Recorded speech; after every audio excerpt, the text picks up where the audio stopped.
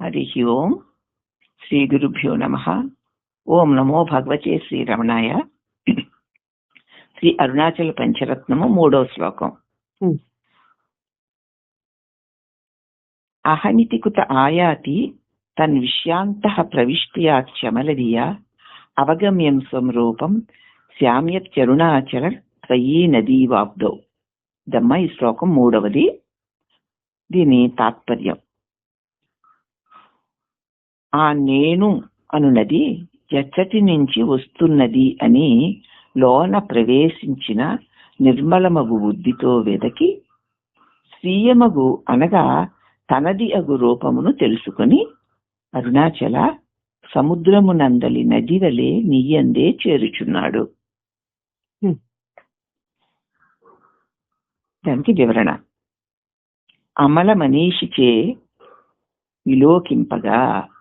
అమల మనీష అంటే పరిశుద్ధమైన మలము లేని మచ్చలేని మనస్సు అన్నమాట. మనసు ఎంత పవిత్రంగా ఉంటుందో నేను నేను అనే అహంస్ఫురణ యొక్క జ్యోతి ప్రకాశము అంత స్పష్టంగా తెలుస్తూ ఉంటుంది. మనసు యొక్క పవిత్రతే మనకి నేను నేననే అహంస్ఫురణ అతి స్పష్టంగా ప్రకాశింపచేస్తుంది. ఎందుకంటే మనం దీపం చిమ్నీ పెట్టాము, ఆ చిమ్నీ శుద్ధంగా తుడిచేసి ఉంటే దీపం వెలుగు ఎంత స్పష్టంగా కనిపిస్తుంది. అదే తొడవకుంటే ఎరుపు రంగులో మసకబడిపోతుంది, సరిగ్గా కనిపించదు, మసకగా కనిపిస్తుంది. ఇంకా 2 రోజులు 3 రోజులు ఆగేవనుకో మసి పెట్టేస్తుంది. ఇంకా అసలు లోపల దీపం వెలుగుతోందో లేదో కూడా తెలియదు, కానీ ఉంది లోపల దీపం. అలాగే మన మనస్సు అనేక జన్మల వాసనలతో మసిపెట్టిన దీపపు చిమినీలాగా ఉంది. లోపల నీ నిజస్వరూపము అయిన పరమాత్మ నేను నేనని స్ఫురిస్తూనే ఉన్నాడు. ఆ అఖండ జ్యోతి లోపల వెలుగుతూనే ఉంది. కానీ ఆ జ్యోతి నీకు తెలియబడకపోవడానికి కారణం ఏమిటంటే ఈ మనస్సులో బాగా పట్టేసిన మలినం. ఎప్పుడైతే ఆ మలినము తొలుగుతుందో అప్పుడు అతి స్పష్టంగా నేను నేననే స్ఫురణ జ్యోతి యొక్క ప్రకాశం నీకు అవగతమవుతుంది. నేను నేను అనే మనసు ఎంత పవిత్రంగా ఉంటుందో నేను నేను అనే అహంస్ఫురణ యొక్క జ్యోతి ప్రకాశం అంత స్పష్టంగా తెలుస్తుంది. మానసిక పవిత్రత తగ్గిన కొద్దీ ఆ జ్యోతి ప్రకాశం కూడా తగ్గిపోతూ ఉంటుంది. కనపడదుగా మళ్ళీ అలా మసక పట్టేస్తుంటే మళ్ళీ ఆ ప్రకాశం కూడా మరుగైపోతూ ఉంటుంది. కనుక మనస్సు యొక్క పవిత్రతను వృద్ధి చేసుకోవడం అత్యంత శ్రేష్టమైన మార్గం. మాటికి మనసుకి పట్టిన మలినాన్ని శుద్ధి చేసుకోవడమే ముఖ్యం. మలినమైన మనసుని అంతర్ముఖం చేసి ధ్యాసను ఆ అహంస్ఫురణ మీద తిప్పుటయే నేనెవరు అన్న విచారణ. ఈ మలినం అయిపోయినటువంటి మనస్సు ఏమీ తెలియడం లేదు కదా. లోకం తెలుస్తోందిలే, స్వరూపం ఏమాత్రం తెలియట్లేదు. ఎన్ని ప్రయత్నాలు చేసినా, ఎన్ని సాధనలు చేసినా ఏమాత్రము స్వరూపం తెలియడం లేదు. మనసుకి తన భావాలకు అనుగుణమైన రూపాలు, దైవ రూపాలు తెలుస్తాయిలే, ఎందుకు తెలియదు కానీ అది భావాలే కదా. ఆ భావమే మనసుకు పట్టిన మసి. ఆ భావాలన్నిటినీ వదిలేస్తే, అంటించుకున్నవన్నీ తుడిచేసుకుంటే అప్పుడు అతి స్పష్టంగా విశ్వాన్ని వెలిగిస్తున్న వెలుగు, నిన్ను వెలిగిస్తున్న వెలుగు, నీకు వెలుగైన వెలుగు నీకు స్పష్టంగా గోచరిస్తుంది. అది ఎలాగా అంటే ఆ మనసుని ఏదో ఒక ప్రయత్నం చేత అంతర్ముఖం చేసి ధ్యాసను ఆ అహంస్ఫురణ మీద తిప్పుటయే నేనెవరనే విచారణ. ఎందుకంటే ఎంత మలినం పట్టేసినా మనసుకు ఒక ధ్యాస ఉంది కదా. ఆ ధ్యాసే కదా లోక విషయాల మీదకి ప్రగాఢంగా పెడుతున్నాం మనం. మనకి ఇష్టమైన విషయాల మీద మన ధ్యాస ఎంత చక్కగా నిలబడిపోతుందో, ఎంత ఏకాగ్రంగా ఉంటుందో. ఆ ఏకాగ్రతను బట్టి ఆ విషయం మనకు సమగ్రంగా తెలుస్తూ ఉంటుంది. అవునా? అలాగే పెద్ద పెద్ద చదువులు చదువుతున్నారంటే, ఎక్స్పెరిమెంట్లు చేస్తున్నారంటే, పరిశీలన చేస్తున్నారంటే, వారు దేనిని పరిశీలిస్తున్నారో దాని మీద వారి ధ్యాసను దృఢంగా పెట్టడం వల్ల కదా ఆ విషయం వాళ్ళకి అవగతమవుతుంది. ప్రతి ఒక్కరికి ధ్యాస ఉంది. ఆ ధ్యాసని అసత్యము, అనిత్యము, దుఃఖము, అశాశ్వతము అయిన దాని మీద ప్రవేశపెట్టి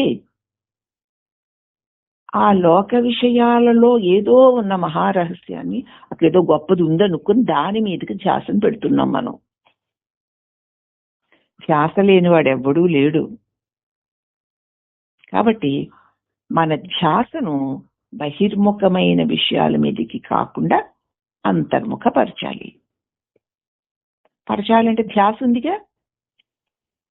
ధ్యాసని నేనెవరు నేనెవరు నేనెవరు అని 10 సార్లు అనుక్కుంటూ నేనెవరు నేనెవరు నేనెవరు అనుక్కుంటూ ఉండగా అంతర్ముఖం అవుతుంది. అంతర్ముఖము చేసి ఆ ధ్యాసను అహంస్మరణ మీదకి తిప్పుటయే నేనెవరన్న విచారణ. జగదృశ్యాలు సత్యమని నమ్మి ఇంద్రియ విషయ భోగాల లాలస పెరిగి బంధం ఎక్కువైపోయినప్పుడు ఆ మేరకి మనస్సు మలినమైపోతుంది. అదే కదా చెప్పుకున్నాం. జగదృశ్యాలు సత్యమని అంటే మనకి ఎంత నీ విధాలు చెప్పినా జగదృశ్యాలన్నీ సత్యమే, నిత్యమే, శాశ్వతమే, ఇలాగే ఉంటాయి అన్న ప్రగాఢమైన నమ్మకం. ఆ నమ్మకంతో ఇంద్రియ విషయ భోగాల మీద లాలసలు పెరిగిపోయి బంధం ఎక్కువైపోతూ ఉంటుంది. ఆ మేరకు మనసు ఎంత ఇంద్రియ విషయ లోలత్వం ఉందో అంతవరకు మనసు మలినమైపోతుంది. మనస్సు అంతర్ముఖమయ్యే కొద్దీ ఈ జగదృశ్యాలు అసత్యాలు అనే భావన పట్టుబడుతుంది. ఎవరికి నాకు నేనెవరు అని మాటికి నేను నువ్వే గట్టిగా గుర్తించి ప్రశ్నించుకుంటూ ఉండాలి. అలాగ ప్రశ్నించుకుంటూ రాగా నీ మనస్సు జగదృశ్యాల మీద నుంచి మళ్ళీ ఈ ప్రశ్న మీదే నిలబడ్డం చేత ఇవన్నీ అసత్యాలే అన్న భావన పట్టుబడుతుంది. అంతటా నేను అనే జ్యోతి ప్రకాశం వృద్ధి చెందగా జగదృశ్యాలు దాని చేత ఇవన్నీ కబళింపబడిపోతాయి ఆ ప్రకాశంతో. కనుక అంతర్ముఖత్వమే మనస్సును పవిత్రం చేస్తుంది. ఏదో ఒక రకంగా, పోనీ ఏ రకంగానూ కాదులే, నేనెవరు ఆపు లేకుండా ఓం నమ శివాయ ఓం నమ శివాయ ఓం నమ శివాయ అంటూ ఉంటాం కదా జపం చేసినప్పుడు. అలాగే ఓం నమో భగవతే వాసుదేవాయ అంటూ చేస్తూ ఉంటాం కదా జపం చేసి. ఇప్పుడు నేనెవరు నేనంటే ఏమిటి నేనెవరు అని జపం చేయి. ప్రశ్నించు. అది జపం ప్రశ్న రూపంలో ఉండాలి. అదే అలా చేస్తూ పోగా ధ్యాస నేను మీద నిలబడుతుంది. అన్య విషయాలు వదిలేయబడతాయి.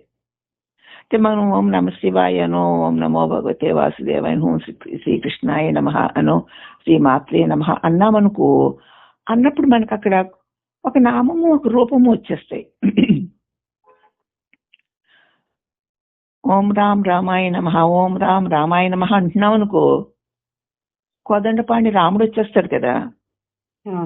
అందులో శ్రీకృష్ణాయ నమః అన్నాం అనుకుంటా, మురళి పట్టుకుని కృష్ణుడు వచ్చేస్తాడు. ఓం నమో భగవతే వాసుదేవాయ అన్నాం అనుకో, అర్జునుడు రథము వాసుదేవుడు వచ్చేస్తారు. నమశివాయ అన్నామనుకో శివలింగం వచ్చేస్తుంది. లేకపోతే అదే జుట్టు ముడి వేసుకుని పాములు ఒళ్ళు పువ్వు బూదులు రాసుకుని ఆయన వస్తారు. శ్రీ మాత్రే నమః అన్నాం అనుకో లలితా పరమేశ్వరు వచ్చేస్తుందా. అందుచేత నామము రూపము వచ్చేస్తాయి. అప్పుడు వాటిని స్మరించే నువ్వుగా ఉంటావు.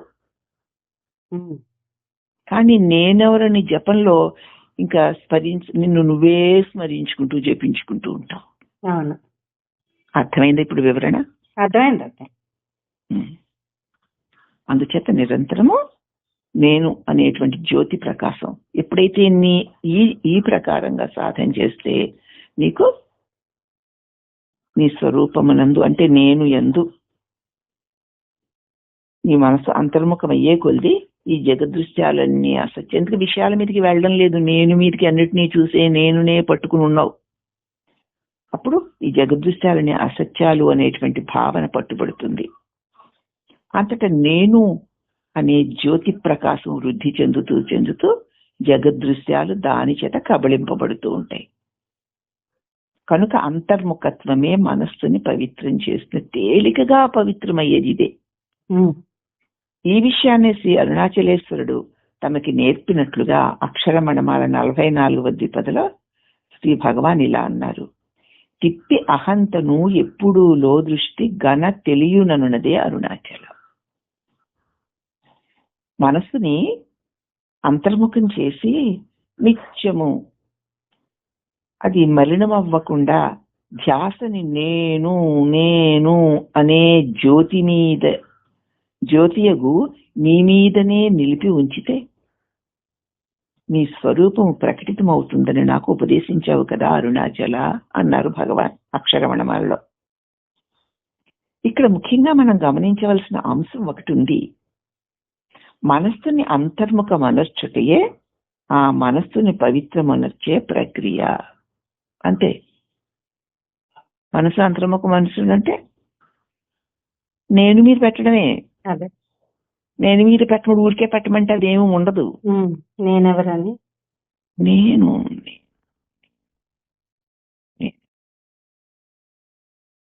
నేను ఏకాగ్ర దృష్టితో స్మరిస్తుడు ఉండడం. అప్పుడు అంతర్ముఖం చేస్తే నిత్యము పాడవకుండా ఆ ధ్యాసం నేననే జ్యోతియగు నీ మీదే నిలిపి ఉంచితే నీ స్వరూపం మాకు ప్రకటితమవుతుంది. ఇక్కడ ముఖ్యంగా గమనించవలసిన అంశం ఒకటి ఉంది. మనస్సుని అంతర్ముఖమనర్చడమే ఆ మనస్సుని పవిత్రము చేసే ప్రక్రియ. అంతే. ముందుగా మనస్సుని పవిత్రమనర్చి ఆ తర్వాతనే అంతర్ముఖం చెయ్యాలని. అందుకే నేనెవరు విచారణ చెయ్యాలని నిబంధనలు ఏమీ లేవు. మనసును ముందు పవిత్రం చేశాక అంతర్ముఖం చేయాలని నిబంధన ఏమీ లేదు. అని సులువుగా చెప్పుకున్నాం. ఆ దేవుడు ఈ దేవుడు ఈ మంత్రాలు ఆ మంత్రాలు వదిలేసి నేనెవరిని నేను ఈ శబ్దం ఎక్కడి నుంచి వస్తుంది, మళ్ళీ నేను అని శబ్దం నువ్వే కలిగించుకుని అది ఎక్కడి నుంచి వస్తుందో చూస్తూ ఉండు. మళ్ళీ కలిగించుకో, మళ్ళీ చూస్తూ ఉండు, మళ్ళీ కలిగించుకో, మళ్ళీ చూస్తూ ఉండు. ఈ విచారణ చెయ్యాలని నిబంధన లేదు. నేనెవడన్న విచారణ ద్వారా మనస్సుని అంతర్ముఖం చేయడమే దాన్ని పరిశుద్ధం చేయడం. ఇలా చేస్తూ పోతే మనసు పరిశుద్ధం అయిపోతుంది. అంటే అక్కడ ఆఖరికి ఉత్తనేనుగా మిగులుతుందమ్మా. అదే. అందువల్ల నేనని ఎందు వెడలునో అని లోన అంటే మనసును లోపలికి తిప్పుటను చెప్పారు. నేను ఎక్కడి నుంచి వస్తుంది శబ్దం అని ఆగి చూడు.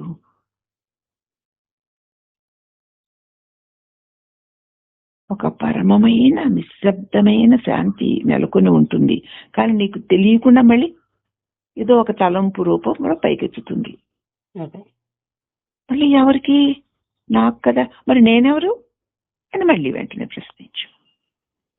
మళ్ళీ ఆగి చూడు, మళ్ళీ ప్రశ్నించు, మళ్ళీ ఆగి చూడు. కాబట్టి నేనెవరు అనే విచారణ ద్వారా మనసుని అంతర్ముఖం చేయడమే దాన్ని పరిశుద్ధం చేయడం. అందువల్లనే నేనని ఎందు వెడలునని లోన అంటే మనస్సును లోపలికి తిప్పుటను మొదటి చెప్పి తర్వాతనే అమల మనీష అని పేర్కొన్నారు. ముందు లోపలికి తిప్పాలి, అప్పుడు మనస్సు నిర్మలం అవుతుంది. అంతేగాని అమల మనీష చేత నేనని ఎందు వెడలను లోన అని పద్యాన్ని మొదలు పెట్టలేదు. నిర్మలమైన మనస్సుతో చూడు అనలేదు. మనస్సుని అంతర్ముఖము చేస్తే మనసు నిర్మలం అవుతుంది. అంటే నా మనసు శుద్ధిగా లేదు, నేనెవడన్న విచారంలో నిలబడడం లేదు అని అనుకోకు. మాటి మాటికి నిలపడమే. అలా నిలపడం వల్ల శుద్ధి పడిపోతుంది మనసు. నేను ఎందు వెడలునో అని లోన అనే భావానికి ప్రాముఖ్యతనిచ్చారు. నేనెవరిని అనే లఘు గ్రంథంలోను గురువాచక కోవైలోను దీనినే ఈ క్రింది పద్యాల్లో తేటతెల్లం చేశారు శ్రీ భగవాను. పరమోత్కృష్ట ఫలదాయకమైన ఆత్మవిచారణ ఒక్కటే. అది తప్ప మనస్సు అణగడానికి తగిన సాధనలు వేరే ఏమీ లేవు. పరమోత్కృష్టమైనది, ఫలదాయకమైంది ఈ నేనెవరు అనే నిరంతరం దృష్టిని నేను మీద పెట్టి ధ్యాసను నేను మీద నిలిపి ఉంచడం కంటే మనస్సు అనగడానికి తగిన సాధనలు ఏవీ లేవు. ఇతర సాధనల వల్ల మనస్సు అణిగినట్లే అణిగి మళ్ళీ విజృంభిస్తుంది. ఆ మంత్ర జపం చేసినంతసేపు ఆ మంత్రాధిష్టాన దేవత, ఆ దేవుడు, ఆ మంత్రము ఉంటాయి. మానేస్తే మళ్ళీ నీ శరీరము, నీ వ్యవహారము, నీ కథ మామూలైపోతుంది. ఇప్పుడు అలా కాకుండా ఏ తలంపు కలుగుతున్నా ఎవరికి నాకు నేనెవరు అంటూ నేను మీద పెట్టావనుకో, అప్పుడు నీ మీదే నీ ధ్యాస ఉంటుంది కనుక అన్య విషయ చింతన అవసరం లేకుండా పోతుందన్నమాట. మనసు అమలమైపోతుంది. వేరే సాధనల వల్ల అణిగినట్లే ఉంటుంది కానీ మళ్ళీ విజృంభిస్తుంది. ప్రాణాన్ని నిరోధించడం వల్ల మనస్సు అణుగుతుంది. అయితే నిరోధించబడ్డ కాలంలో మాత్రమే అది అణిగి ఉంటుంది. ప్రాణం లేస్తే మనసు లేచి మళ్ళీ పూర్వ వాసనలకు లోబడిపోయి బాహ్య విషయాల్లో పడి తిరుగుతూనే ఉంటుంది కదా. పై రెండు పద్య భావాలు శ్రీ భగవాన్ రచించిన నేనెవరు అనే గ్రంథంలోని ఉపదేశ వాక్యాలే. అందువల్లనే మనస్సు పరిశుద్ధం అవడానికి నేనెవరు అనే విచారణ ద్వారా మనస్సుని అంతర్ముఖం చెయ్యడమే శ్రేయస్కరమైన మార్గమని రూఢిపరిచారు భగవాన్. చాలా తేలిక, చాలా శ్రేయోదాయకమైనటువంటి మార్గము. రెండవది లేనటువంటి ఏకైక లక్ష్యమే నేను. మీద ఛాసే అన్య విషయ చింతనలన్నిటినీ రాలగొడుతుంది. అర్థమైందా? ఎంత సూక్ష్మంగా ఉన్నా, ఎంత తేలికగా ఉన్నా దీనికంటే వేరే ఏ సాధన నిజమైన ఫలాన్ని ఇచ్చేవి కావు. ఇతర సాధనలో గొప్పదని చెప్పే ప్రాణాయామాన్ని ఒక ఉపాయంగా పేర్కొంటూ అందరూ భావించినట్లు అది కార్య సాధకమైనది కాదు అని కూడా బోధించారు. గొప్పదే, ఒక ఉపాయం అంతే, కానీ అది మాత్రం పరమ లక్ష్యాన్ని చేర్చదు. ఇతర సాధనాలైన పూజ, జపము, శ్రవణము, మననము, నిధిధ్యాసనము, సంఘ సేవన మొదలగు వాని ద్వారా మొదట శుద్ధమైన మనస్సే నేనెవరు అనే విచారణను అభ్యసించడానికి అర్హతను సంపాదిస్తుందని చెప్పేది కూడా ఈ అహంకారమే. అలా కాదండి, ముందు పూజ చేసుకోవాలి, తర్వాత జపం చేయాలి, తర్వాత శ్రవణం చేయాలి, తర్వాత మననం చేయాలి, తర్వాత నిధ్యాసం చేయాలి, అలాగే లోక సేవ చేయాలి. ఇతరులకు అందరికీ కూడా మరి నేను అన్నటువంటి కర్తాభావన లేకుండా సేవ చేయాలి. మొదలు వాటి ద్వారా మన మనసు శుద్ధమవుతుంది అని చెప్పారు. కానీ అలా అవుతుందని చెప్పేది కూడా మనసే. ఆ మనసు ఇవన్నీ చెప్పేసి ఇవన్నీ చేయించేసి తాను పోకుండా ఉండొచ్చు కదా అని. అది అక్కడ రహస్యం. అయితే ఇక్కడ నేనెవరు అనే విచారణ అభ్యసించడానికి అర్హతను సంపాదిస్తుందని చెప్పేది కూడా ఆ అహంకారమే. అదే చెప్తుంది మళ్ళీ.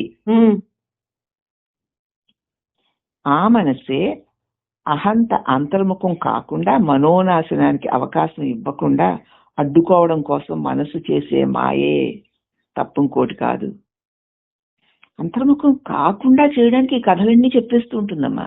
అదే ముందు మనసు శుద్ధం అవ్వాలి, తనే కదా మనసు అంటే. పూజనం జప చింతనం క్రమాత్ శ్రవణ మరణ నిధ్యాసలతో సదా సదా ఉంటే మనసు శుద్ధమైపోతుంది. ఆ శుద్ధమైన మనస్సే పరమాత్మను తెలుసుకోగలుగుతుంది అని చెప్పేది ఈ అహంకారమే, ఈ మనస్సే. మనసుని అంతర్ముఖం చేసి నేనెవరు అన్న దాని మీద నిలబెట్టు అని చెప్పేది కూడా ఆ మనస్సే. నిలబెట్టనివ్వదు, మళ్ళీ చక్కగా ఉపదేశాలు చేస్తుంది. ఎందుకు అంటే ఇగో మనసు చేసే మాయ, తాను తొలగకూడదు అని దాని మర్మాన్ని మనకు తెలియజేస్తున్నారు భగవాను. ఈ విషయాన్ని భగవాను నేనెవరు అనే గ్రంథంలో చాలా రూఢిగా చెప్పారు. ఇట్టిదే అయిన మరొక బోధని ఇక్కడ ఉదాహరించుకుందాం. దీనిని నేనెవరు రమణ గ్రంథమాల్లో ఆ పుస్తకంలో ప్రచురణలో చెప్పబడింది. ఒకడు ఎంత పాపి అయినా నేను పాపినే ఎట్లు కడతేర్తాను అని వెక్కి వెక్కి ఏడుస్తూ ఉండడం మానేసి, నేను పాపిని అన్న తలంపును కూడా వదిలేసి నేనెవరా అని స్వరూప ధ్యానమునందు దృఢముగా పట్టుదల గలవాడే ఉన్నట్లయితే వాడు నిశ్చలంగా బాగుపడతాడు. ఈ నేను ఇట్టివాడనట్టివాడిని, పనికిమాలిన వాడిని, పాపిష్టివాడిని అని అనుకునేది నేనే. నేను పుణ్యాత్ముడను, కీర్తివంతుడను, భాగ్యవంతుడను, నేను ధర్మాత్మ అనుకునేది నేనే. నేను ఇట్టివాడనట్టివాడని అనుకోవడం మానేసి ఇలా అనుకునే నేనెవరా అని తన మీద స్వరూప ధ్యాస పెడితే, దాని అందే ధ్యాస పెట్టడంలో పట్టుదల గలవాడే ఉన్నట్లయితే వాడు తప్పకుండా నిశ్చయంగా బాగుపడతాడు. కనుక లోన అమల మనీషిచే విలోకింపగా అనేది ఒక ప్రక్రియ. అందువల్ల తన్నిష్టలో ఉండడము లేదా కాలాన్ని వ్యర్థపుచ్చక సాధకులు నేనెవరిని అన్న విచారణను వెంటనే ప్రారంభించాలి. విషయం మనకు అర్థమైంది కాబట్టి వేరే వేరే ఇక సాధనలతో కాలాన్ని ఏమాత్రం వ్యర్థపుచ్చవద్దు. ఈ చేసే నేనెవరు అని ఆ నేను అన్న దాని మీదనే ధ్యాస పెట్టు.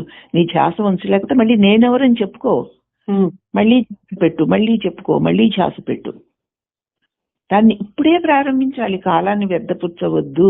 ఏమో రేపేమో ఎవరికి తెలుసు.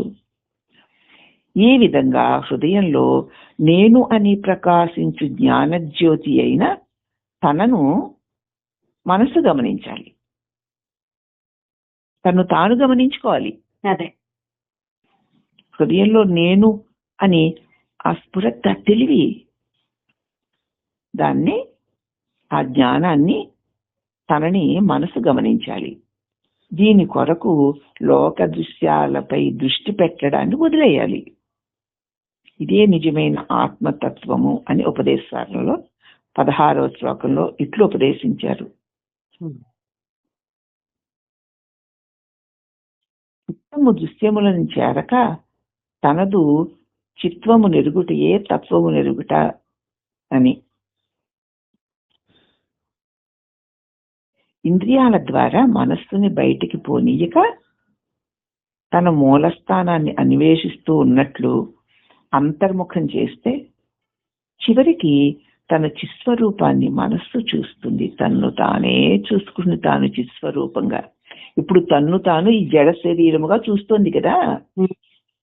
అదే నేనెవరా అని ఆ నేను అనే ఆ తెలివి మీద తన ధ్యాసని పెడితే అప్పుడు తన తెలివి స్వరూపాన్ని తానే చూసుకుంటుంది. అదే తత్వదర్శనం.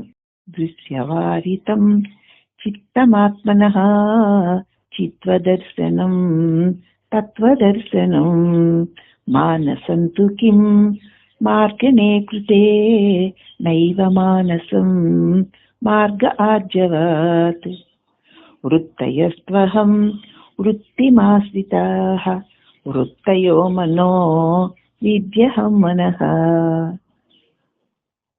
అహమయం కుతో భవతి చిందతః ఐపతత్యహం నిజ విచారణం.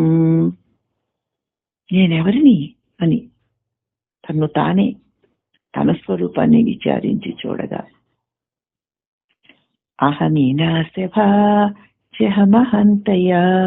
స్ఫురతి హృత్స్వయం పరమపూర్ణ సత్.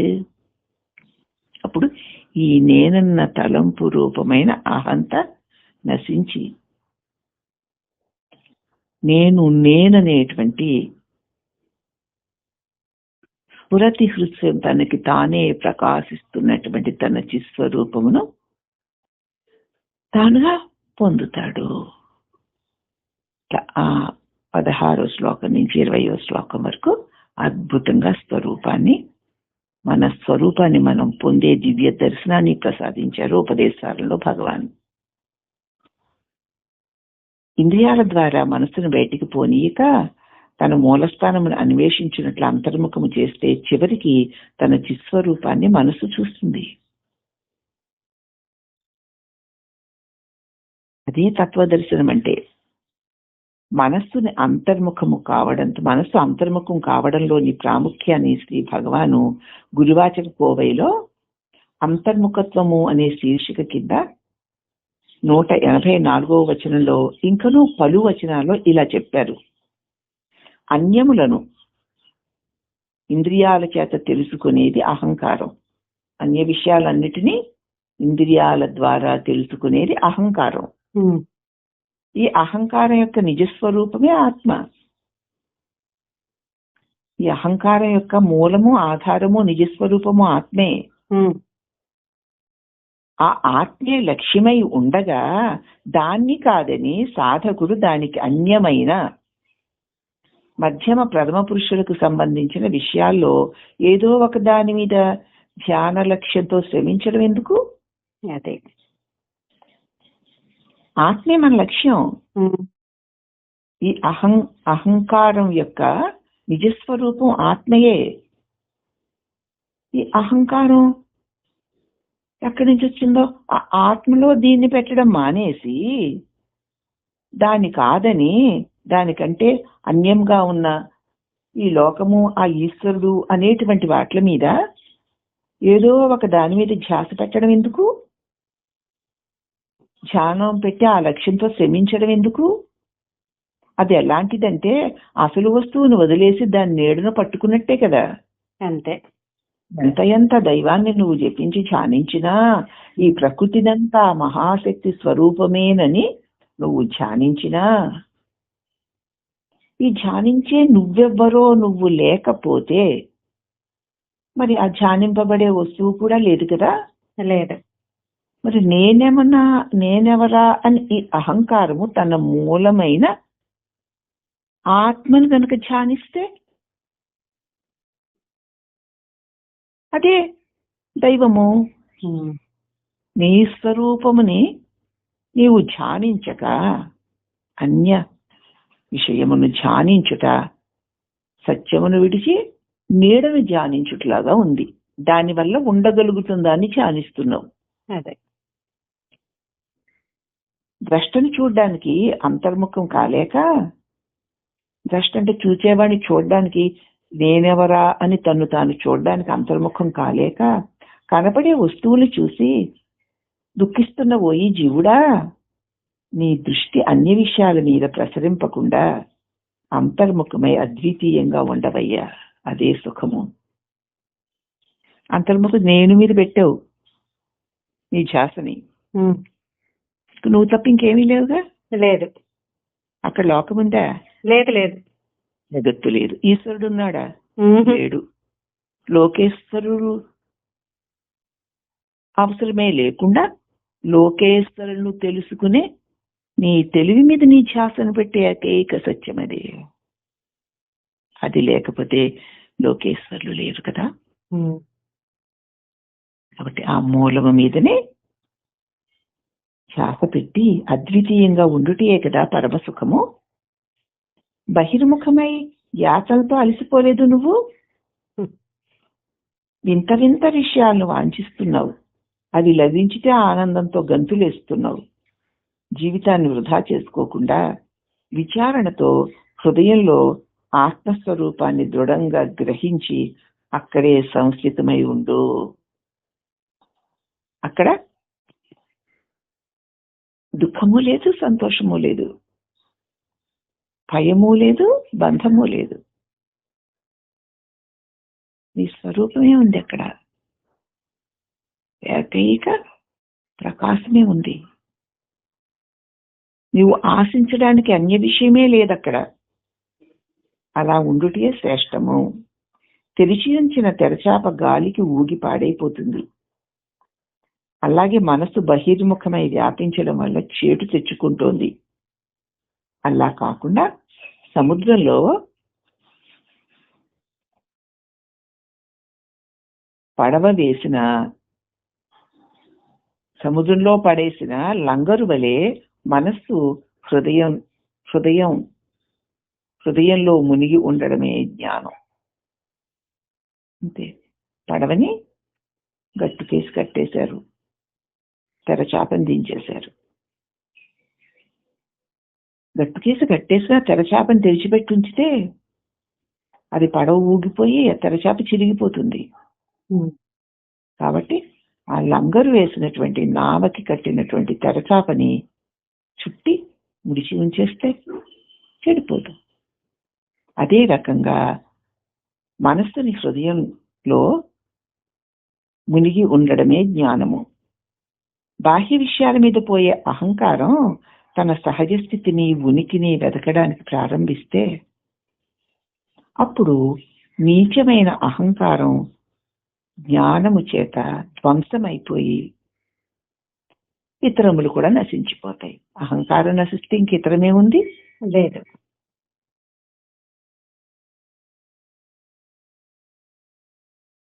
ఇంకా హరి ఓం.